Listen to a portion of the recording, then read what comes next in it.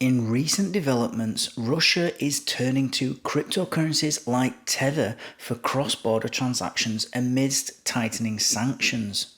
And so in this video, we're going to look at how Russia is finding more innovative ways to adapt to these geopolitical challenges.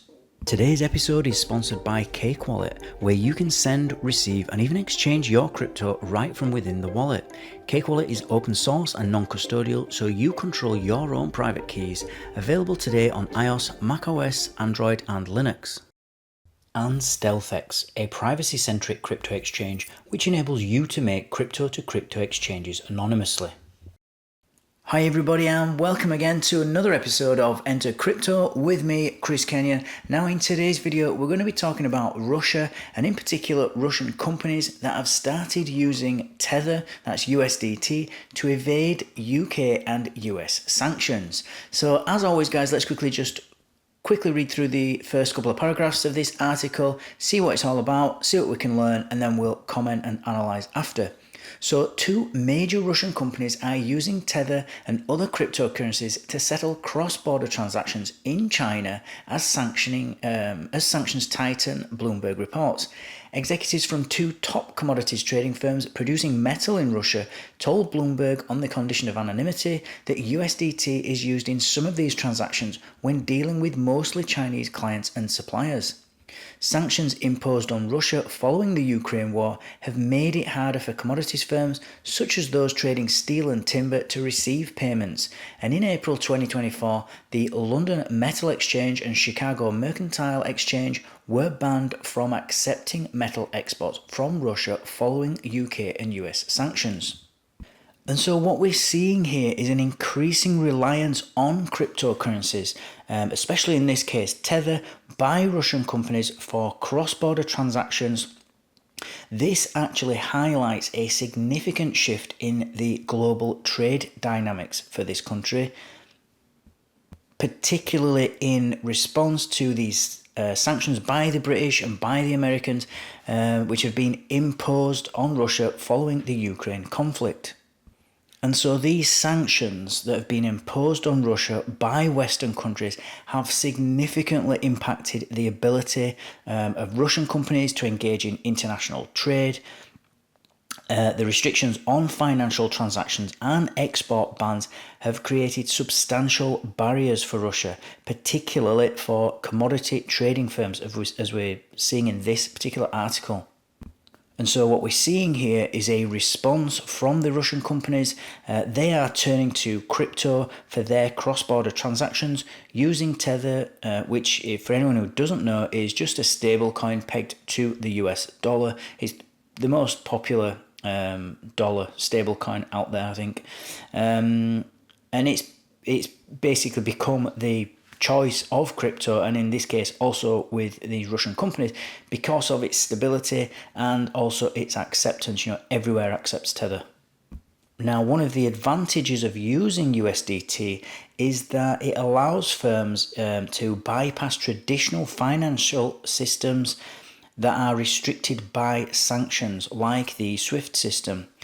This enables smoother and faster settlements, especially with the Chinese clients and suppliers. And actually, this trend of using crypto for international trade is not confined to Russia. In various countries that are experiencing dollar liquidity issues or even capital controls, crypto, and especially in particular stable coins like Tether, are being used and utilised for cross-border settlements. This trend is indicative of a broader shift towards decentralised finance solutions, in other words DeFi, in response to geopolitical and economic pressures like these sanctions. And now when we talk about future implications, this increasing use of crypto for international trade could end up actually leading to significant changes in the way we operate in the rest of the world, to global financial systems, and it can actually prompt further innovation in digital payment solutions and potentially challenge the dominance of traditional banking systems.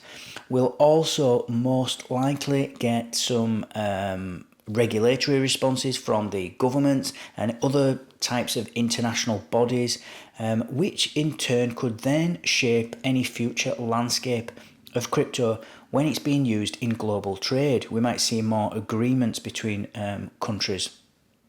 Now, the one thing I will say is that when countries and companies use crypto to basically, in this case, evade sanctions, it can attract negative attention from regulators and governments, especially the ones imposing the sanctions worldwide.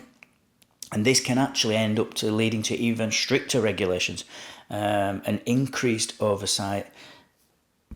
We might even end up seeing for some countries that their authorities are imposing more stringent measures for users, people like me and you. This could include outright just bans on certain cryptocurrencies that they don't like or that a country that they don't like is using. They could ban certain exchanges that they don't like or that are based possibly in Russia, for example.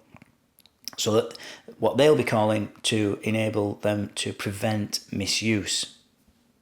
Another thing it does here is it gives this type of negative perception to crypto as well, because this association of crypto with illegal activities, as we see all the time, such as what we're now seeing as sanction evasion, it can tarnish the reputation of the entire crypto industry to some people. This may deter potential users in the future or even investors who might be concerned about legal or ethical implications. And as this happens more and more, I think we're going to see exchange risks. So basically operational risks. And this is, if exchanges or an exchange facilitates in these types of transactions, they could end up facing shutdowns or legal actions or asset freezes, which would put users, our money at risk. And so then we might find it hard to actually get access to or be able to withdraw any of our crypto from an exchange that's obviously been targeted by authorities. And you also may as well, for users, you might get users inadvertently engaging in transactions that may violate another country's law or even violate their own local laws.